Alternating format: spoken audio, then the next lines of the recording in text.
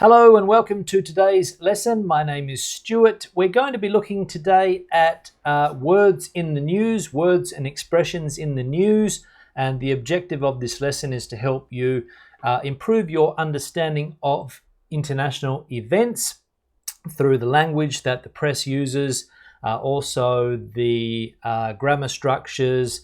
We'll have a look at some of the headlines, the way that the newspapers use headlines, and this will help you, as I said, improve your knowledge about current events, the vocabulary that's being used. We're going to try to build your vocabulary, and of course the pronunciation of some of the key words as well, which could come in very, very handy, especially if you're going to be doing an exam where you need to speak about current events or what's happening in the world at the moment. So let's go straight to the newspaper. And the newspaper that we're looking at today is the Guardian newspaper, which obviously is a British newspaper. It's the international version, and we're going to be having a look at, let's say, different areas around the world. We'll look at one, maybe two articles, and we'll have a look at some of the language and discuss some of the main points as well. So we'll go directly to the world section, and we'll start off, I think, in the Americas. And we'll look at, well, we've got Donald Trump. Mexicans gave Donald Trump the hostile welcome he deserved by Vicente Fox, the former Mexican president. Or we have another one here, which is Havana's dirty truths, rubbish-strewn streets spark anger at city's failings. So we'll have a look at this article here. Now, the headline, let's have a look here. Havana's dirty truths. Okay, be careful with the pronunciation of that word there, truths. The singular form is truth and the plural truths. Okay, truths. Rubbish-strewn streets spark anger at city's failings. Okay, spark anger at city's failings. Now, rubbish strewn, when you get the idea that of rubbish strewn streets, it means that virtually the streets are covered in rubbish, paper, waste products in general. We'll have a look here at the definition. So we'll click here, look up strewn, and we can see that it comes from the verb strew. The pronunciation here, past participle strewn or strewed. Okay, so there's two ways of forming the past participle with this particular verb, and usually be strewn. Okay, be strewn, and it means to scatter or spread things untidily over a surface or area, small room, etc. And we can see in the thesaurus here that we have some synonyms: scatter, spread, disperse, litter, toss, bestrew. Okay, so those are some of the synonyms. Very important when you look at a word for reading comprehension skills, that you also look at the synonyms. Okay, so have a thesaurus or use your computer, look at the synonyms in order to help you with that reading comprehension. All right, so Havana's dirty truths, rubbish-strewn streets spark anger at city's failings. Now, spark anger, so we get the idea that people have become upset or angry because the city has failed to deal with the rubbish situation. So we can get the idea that there's a group of people unhappy with the amount of rubbish or litter that is in the capital city of Cuba at the moment. Now let's have a look at the next paragraph. Amid all the stories of Cuba's new prosperity, residents of its capital are growing frustrated by the daily reality of uncollected rubbish, overflowing sewage, and water leaks, and asking, why did Havana become like this? So amid all the stories. So there's a lot of stories at the moment about how Cuba is coming out of its 50-year communist state, and the economy is starting to open up and tourists are starting to go. But this story is amid, so it's among, okay, amid. We'll have a look here also at the definition. and we can see that some of the synonyms surrounded by, among, amongst, etc., amidst, okay, means surrounded by. So amid all the stories of Cuba's new prosperity, residents of its capital are growing frustrated by the daily reality of uncollected rubbish, overflowing sewage. Now, remember that sewage is the human waste, either from toilets or bathtubs, all of the stuff that goes into the sewer system. The sewer system normally runs underneath the city. In some cities, the sewer can be on the surface of the streets. So this is what they're talking about here, that sewage is overflowing. So we can imagine that it's a bit smelly as well. There's a bit of a smell associated with the sewage and water leaks. And the people are asking, why did Havana become like this? What has happened? This is the question. So if we go down a little bit more into the article, we won't go too deep, but we can see that on a street corner in Vedado, Havana's most affluent suburb, so the richest suburb, the most affluent suburb, pedestrians have had to maneuver around a metre-wide hole in the pavement on Calle 10 for months. Smashed concrete spills onto the road because obviously there's a hole in the pavement. As they said, the pavement is the stuff that's used to line the streets, the pavement.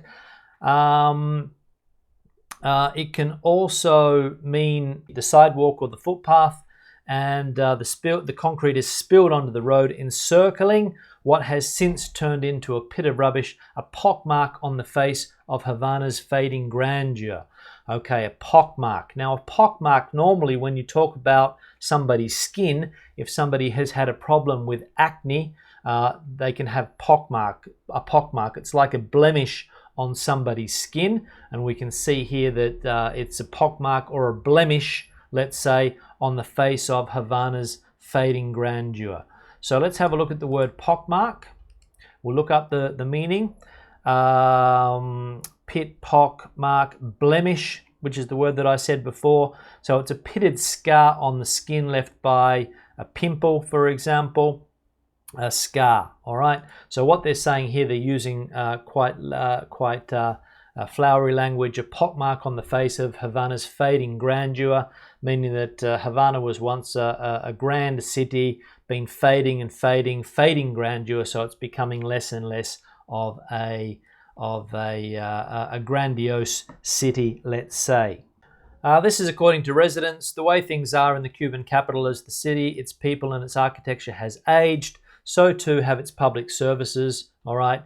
So too also have its public services. While on the face of it, the city's getting a new lift through the easing of Cuban-US relations, municipal support structures are failing badly in many parts of the city. As residents get tired of these inefficiencies, they're expressing their anger and pointing to the breakdown of Cuban socialism. So the socialism is breaking down. The political regime that has held Cuba together for 50 years is breaking down. There's no money anymore in Cuba. Now, some people could argue that there hasn't been money in Cuba for a long time. I have no idea. I've never been there, so I can't comment.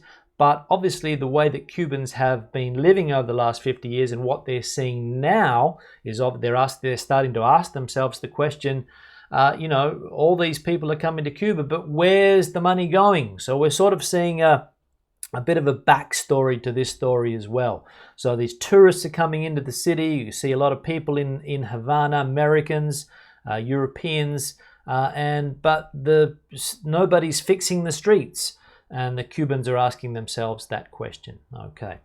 All right, good. We'll leave this article. We'll see if we can find another one. We'll probably stay in the Americas. We'll see if we can find anything else interesting happening.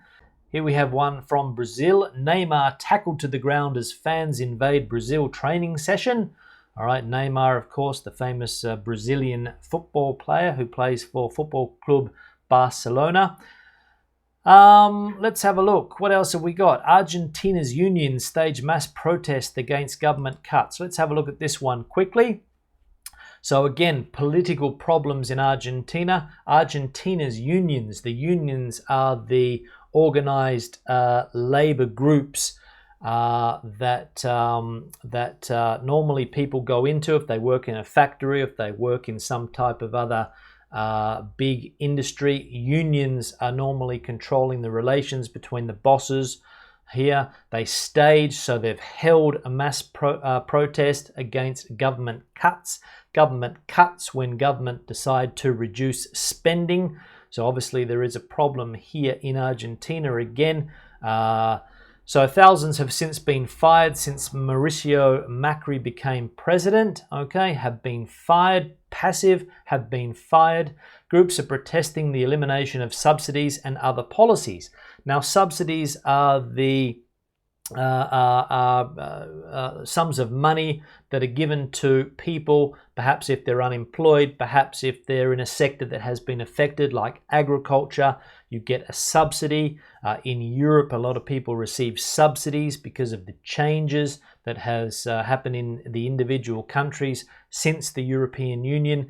So the elimination of subsidies and other policies, people are not happy. And what do people do when they're not happy? They go to the streets, and especially in Argentina. I remember I was in Argentina many years ago, and there was graffiti all over the walls. I don't know whether that still happens there, but like political protests all over the walls. There were a few people protesting constantly in Argentina because of things that had happened in the past.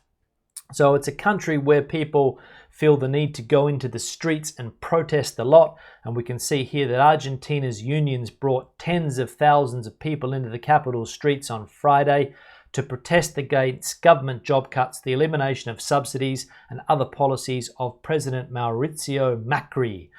All right, so the unions brought tens of thousands of people into. You bring people into the city to protest against, all right, you protest against something. In this sense, government job cuts, cutting of jobs.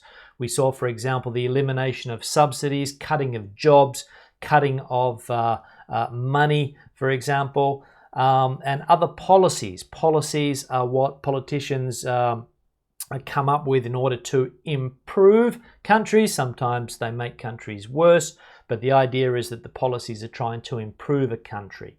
So this is a problem in Argentina. Now I'm going to leave you there. I hope you enjoyed this type of lesson. If you want more of this type of lesson, please let me know, and I will do 1 or 2 a week.